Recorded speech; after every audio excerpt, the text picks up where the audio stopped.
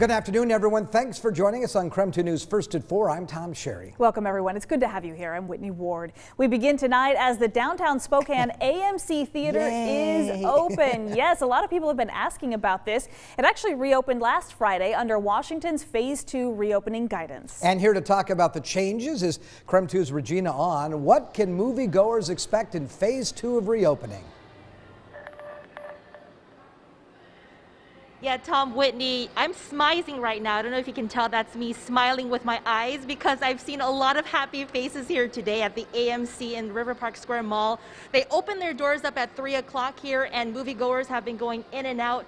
AMC telling me today they've sold 400 tickets for the day, which is incredible, but it's not a sold out event for the lineup they have tonight. So far tonight that is sold out is Nomadland, which I haven't heard of, but it seems pretty popular here tonight. That is sold out for 4:30, but everything else pretty much open. Maybe people don't know that they are open tonight, but look at here. There are some strict protocols for this evening. Take a look at this poster they have pretty much everywhere here at AMC. Masks, social distancing, and of course, this is something that they wanted to emphasize, cashless transactions. No cash will be accepted to either buy popcorn, drinks, or tickets. So keep that in mind, and you want to make sure you reserve your seat, whether it's online or here at the box office here area where they have everything electronic now. So you want to keep that in mind, but follow me over here. Look at that. Look at everything is set up for you, similar to what we did back in November, kind of like deja vu. We were here and we were talking about how exciting it was for them to open then, and here we are today, kind of the same story and the same lineup. I spoke with one couple who says this is not just an event to go watch a movie, but in fact for them to just get out of the house, do something fun. I'm pretty glad. I mean, after waiting all these months, it's crazy. We need to get back to normal. Open the businesses, for crying out loud. Yeah, and that was Steve there, and he tells me he didn't even remember the movie that they were watching, but they were just excited to go out, have some popcorn, some candy, have a drink, and just enjoy some time with his wife outside of the house. But tonight at 5, I'm going to be talking to more moviegoers and get more of the laydown on how they're going to be setting it up inside the theater because, you know, as they have greatly reduced the capacity to watch movies, so be sure to stick around for them. But for now, live in Spokane, Regina On, KREM 2 News. Love Regina. Yeah, thank you so much. Yeah. Love it. Yes. I mean, you know, and they're reduced capacities, so keeping everybody safe, but just trying to get people back out and getting AMC theaters going. And boy, they have taken a major hit over the last year. And I think it's going to take a little bit of adjustment for all of us to kind of get it into our heads again that we can go out and do some of these things. We just, for so many months, just said, nope, we can't do anything right now, got to go home. And now things are slowly starting to open up, which is why we wanted to remind people these are options now. Yeah, loving it, loving it, loving it. So hopefully it's successful and we still keep the case rates down, which they are right now, which is great news. So everybody's doing a good job. Congratulations to you.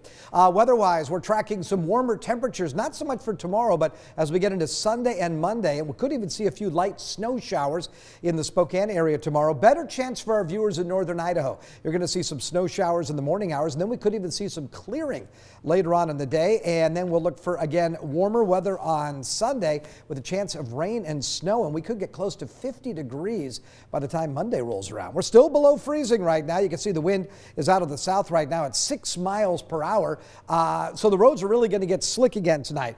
No snow that we're seeing across the area except as you get down into north central Idaho, and again, we'll look for a few snow showers early tomorrow morning, and then a better chance of seeing some more widespread rain and snow on Sunday. And again, we'll look for a high of 40 on Sunday, about 8 degrees warmer I'm expecting on Monday. So we'll check that part of your forecast in a few minutes. Sounds good, Tom. Thank you. An Airway Heights man admits he vandalized a Spokane synagogue on the South Hill. Spokane police arrested 44-year-old Raymond Bryant just yesterday. Yeah, he made his first court appearance today. Bryant is accused of painting 2 large swastikas on the Temple Beth Shalom. Its Holocaust memorial was also defaced with red paint. Court documents filed today say the suspect is a member of a white supremacy group. He also has a record of harassing members at that temple. A temple security security guard, helped identify Bryant. He told investigators that he's dealt with numerous people, including that suspect.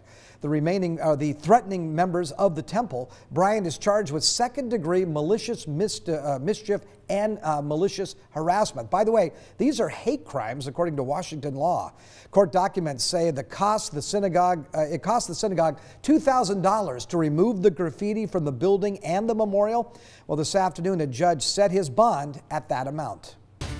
Well, today, a man living in the southwestern Idaho area has tested positive for the South African variant of the coronavirus. Yeah, Idaho's Department of Health and Welfare says the man recently traveled internationally.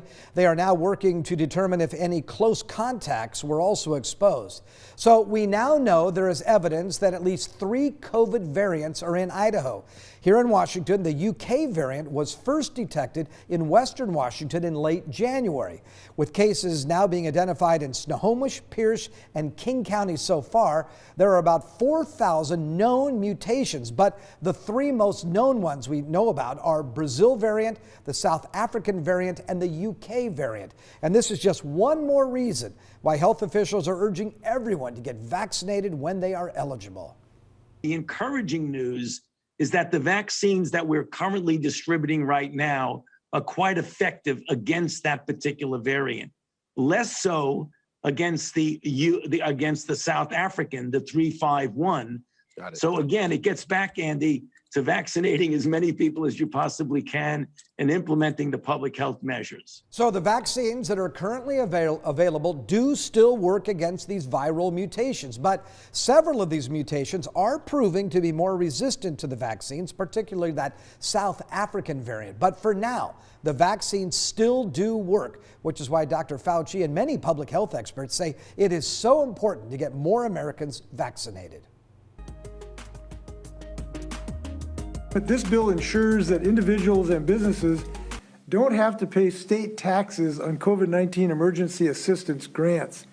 Well, this afternoon, Governor Jay Inslee approved a plan on how the state is going to spend more than $2 billion in federal assistance. More than $600 million will now go to public health efforts like getting people vaccinated, as well as contact tracing and COVID testing. Landlords and renters will also get help, as will small business owners. The biggest chunk of the money, though, more than $700 million, will go to schools, but only schools that bring students back, at the very least in a hybrid model. Back here at home, the Spokane Fairgrounds, the stage today for a massive food giveaway. The National Guard, along with Second Harvest, hoping to serve about 750 people, all of course while following those COVID protocols. KREM 2's Laura Papetti is live now at the fairgrounds. Laura, how are things going? Well, slow and steady is what I'm being told by Second Harvest. You can see right behind me, cars are coming through here at the fairgrounds. They've got 2 big trucks that they brought out from Second Harvest and a whole host of folks from the Washington National Guard that are helping hand out food again, able to serve about 750 folks here today. They've been going since about 1 o'clock this afternoon, and they're giving away a lot of food. They felt really good about it. Second Harvest said there's several different kinds of meat. They've got a produce box, they've got orange juice, so they feel really good being able to connect with folks and get the food that's needed. Of course, we've seen that increased need throughout the pandemic, and that does seem to be continuing. They said maybe a little slower here today because of the weather. Also, they have mobile food banks going on different days throughout the week, but today a big effort by the Guard and by Second Harvest. And Second Harvest did want to really give a lot of credit to the National Guard. They said they really not only have taken this project, putting all the boxes together and then being out here in the cold handing them out, but of course the National Guard supporting Second Harvest throughout the pandemic, taking over day-to-day operations for so many of the volunteers that just couldn't be there while they're isolating at home. We have been told by Second Harvest they're in constant conversations with state level folks and the Washington National Guard, knowing that At some point, possibly in the near future, they'll lose a small percentage of the guardsmen who have to be redeployed to other pandemic efforts, say like mass vaccination sites.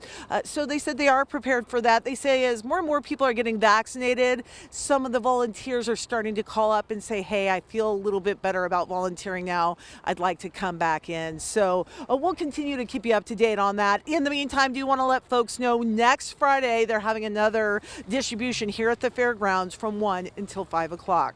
Reporting at the Spokane County Fairgrounds, Laura Papetti, KREM 2 News.